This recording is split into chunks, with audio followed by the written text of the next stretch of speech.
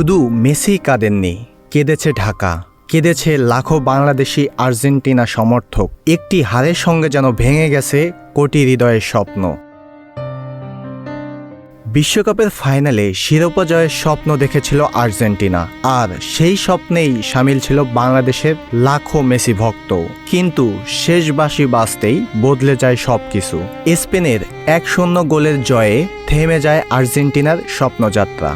আর মাঠেই অশ্রু ধরে রাখতে পারেননি অধিনায়ক লিওনেল মেসি। মেসির সেই কান্নাই যেন ছুঁয়ে যায় হাজার মাইল দূরের বাংলাদেশেও। ঢাকা বিশ্ববিদ্যালয়ের টিএসসি, জাহাঙ্গীরনগর বিশ্ববিদ্যালয়, মিরপুর, বনানী, বসুন্ধরা সহ দেশের বিভিন্ন স্থানে বড় পর্দায় খেলা দেখতে জড়ো হয়েছিল হাজারো সমর্থক। কিন্তু উদযাপনের অপেক্ষায় থাকা সেই জনসমুদ্র মুহূর্তেই নীরব হয়ে যায়। কেউ চোখের জল লুকিয়েছেন, কেউ বন্দুকে জড়িয়ে ধরে কেঁদেছেন, যেন প্রিয় কোনো মানুষের বিদায় দেখছেন তারা।